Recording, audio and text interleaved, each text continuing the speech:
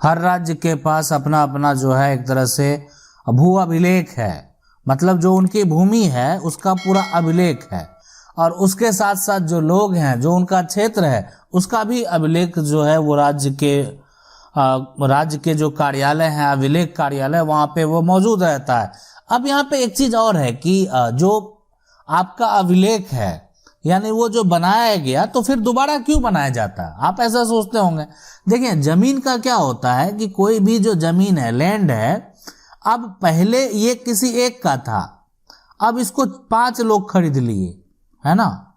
तो अब जो है पहले एक का अभिलेख में ये जो है एक तरह से दर्ज था, अब 5 लोग का अलग हो गया, कोई यहाँ पे खरीदा, कोई इतना बड़ा खरीद लिया, कोई इतना छोटा खरीद लिया, ठीक है, कोई यहाँ पे आगे से खरीद लिया। तो इसमें जो 5 लोग अब हैं, तो उनका सबका अलग अलग मैप आना चाहिए कि नहीं आना चाहिए। तो वो मैप लाने के लिए दोबारा राज्य सरकार के द्वारा जो है वो एक तरह से पूरा डिजिटल, अब तो डिजिटल का जमाना, पहले तो ऐसा था नहीं, पहले उतना बड़ा कहाँ से जो है एक तरह से पूरा डिजिटल फॉर्मेट में कंप्यूटराइज आप घर से सारा कुछ देख सकते हैं, जो है क्या मैप बना, किस तरह से किसके नाम पे क्या आया। पहले तो लोग जो है कार्यालय जाते थे और सही ढंग से वो भी उनको पता नहीं चलता था, और लोग उतने पढ़े लिखे भी नहीं होते थे, तो उतने जागरूक वो होंगे, तो इसलिए बहुत लोगों का जो संपत्ति है उसमें गड़बड़ी हो गया। और गड़बड़ी हुआ तो ऐसा नहीं सुधार का मौका उस समय नहीं दिया गया, उस समय भी दिया गया, लेकिन लोगों के पास उतनी जानकारी नहीं होने के कारण, जो पूर्वज हैं उनको उतनी जानकारी नहीं होने के कारण वो उनका सुधार नहीं करवा पाए। लेकिन आज भी सुधार का प्रक्रिया जो है वो एक तरह से जारी है। लोग जब समझ रहे हैं कि उनको कैसे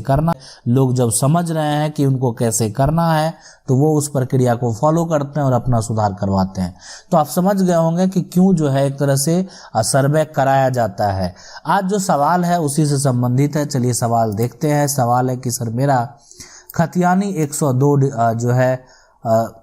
102 की जमीन जिला सुपौल के थाना इतना मौजा महुआ में है, जो मेरे परदादा के नाम से है, और फिर उस खतियानी जमीन का रिटर्न और जो है दहलान मेरे पिता को 1940 ईस्वी में पर है। उस जमीन पर मेरे जो है यहाँ पे किसी और का कब्जा है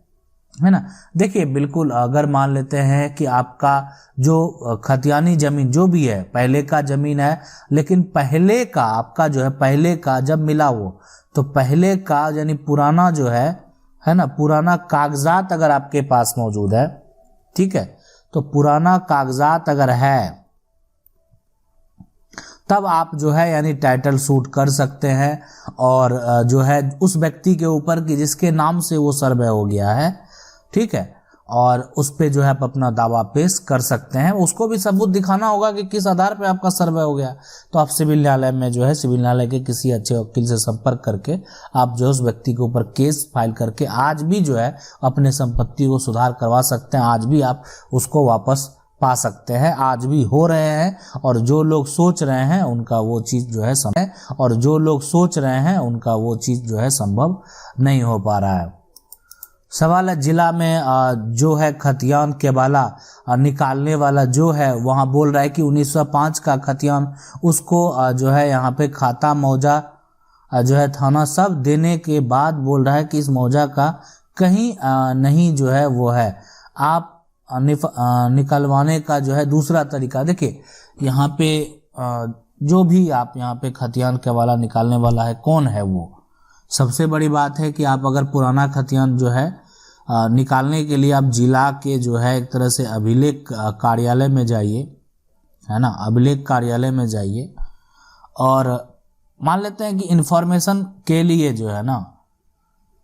अब कानूनी प्रक्रिया भी हम बता देंगे, फिर उसके लिए तो फिर दिक्कत हो जाएगा पूरा जो भी वहाँ पे बैठे हैं। अगर मान लेते हैं व्यक्ति को एक तरह से नहीं करना पड़े,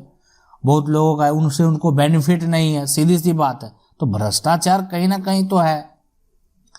तो आप जो है एक तरह से वर्चस्व के साथ सारा फॉर्म फिल कीजिए और बोलिए कि ये नहीं है, तो फिर हम आगे जो है दूसरा एक्शन जो है लेंगे।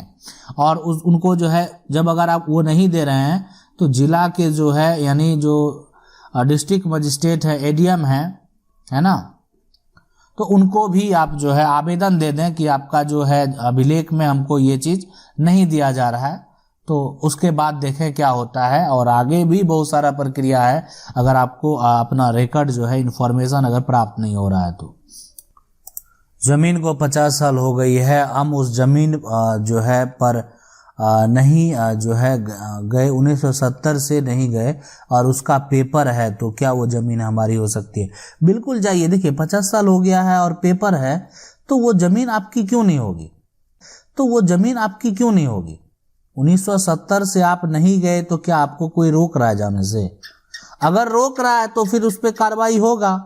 कार्रवाई किया जाएगा। सबसे पहले तो अगर आपका पेपर है तो आप नज़दीकी थाना में उसके खिलाफ एफआईआर कराएंगे जो कि रोकेगा। वहाँ के नज़दीकी जो एसडीएम है, एसडीओ है, उनके पास वो आप आवेदन करेंगे कि आपको जो है आपकी संपत्ति है और फिर भी रोका जा रहा है। अब ये सब जो है एक तरह से तुरंत जो है कार्रवाई किया जाने वाला प्रोसेस है। उसके अलावा अगर मान लेते हैं वो कोई कब्जा कर लिया, फिर भी आप जो है उस पर अपना दावा कर सकते हैं। सवाल है कि सर हमारे पिताजी नहीं रहे, लेकिन हमारे पिताजी गवर्नमेंट जॉब पर थे, पिताजी ने पैसे देकर एक ज़मीन ली, लेकिन वो ज़मीन मेरे माताजी के नाम पर कर, लेकिन अभी पिताजी जो है नहीं रहे, मेरे छोटे भाई ने माँ से धोखे से पूरी ज़मीन खुद के नाम पर जो है वो कर दे, तो क्या हेल्प करें? देखिए, एक ज़मीन के माँ के द्वारा जो है रजिस्ट्री कर दिया गया, ठीक है। तो रजिस्ट्री मतलब माँ जो है एक तरह से माँ के द्वारा छोटे बेटे को रजिस्ट्री कर दिया गया या वसीयत कर दिया गया। अब है कि छोटा भाई जो है आपका, उनका जो छोटा बेटा है वो सिर्फ अपने नाम पर एक तरह से सिर्फ लैंड टैक्स दे रहा है, मतलब म्यूटेशन कायम करवा लिया है, ठीक है बना। ऐसा कोई लीगल प्रोसेस नहीं है, तो वो आसानी से तोड़ा जा सकता है। मतलब फर्जी से हो सकता है कि नो ऑब्जेक्शन बनवा के अपने नाम से करवा लिया, तो वो पूरा संपत्ति पर उसका हक जो नहीं होगा। तो धोखे से अगर पूरी जमीन खुद के नाम अगर करा लिया है तो किस तरीके से कराया है?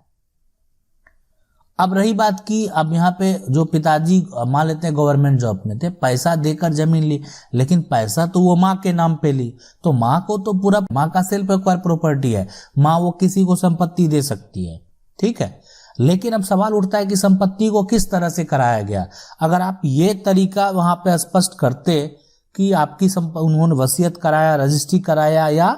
जो है खुद के नाम पे म्यूटेशन करा लिया, तो म्यूटेशन करा लिया तो आसानी से तोड़ा जा सकता है। अगर रजिस्ट्री कोई भी व्यक्ति करा लिया है तो फिर माँ के द्वारा अगर कर दिया गया सारे प्रोसेस, तो फिर थोड़ा दिक्कत हो सकता है, थोड़ा क्या पूरा दिक्कत हो सकता है। इसलिए कि ये दावा करना अब माँ के द्वारा, कि माँ तो स्वतंत्र है किसी एक को देने के लिए। आज आप दावा करेंगे कोर्ट में तो किस आधार पे करेंगे? आज माताजी अगर जीवित हैं और ये माताजी अगर कहे, जैसे आपने स्पष्ट कर दिया कि धोखा से, तो माँ अगर ये बात वहाँ स्पष्ट करे कि इसमें मेरा बड़ा बेटा का भी हक होगा, मेरा छोटा बेटा जो है वो धोखा से करा लिया सारा कुछ, उनकी अगर गवाही हो जाए, तो या मान लेते हैं आप एक तरह से वीडियो रिकॉर्ड करके भी एक प्रूफ रख लें,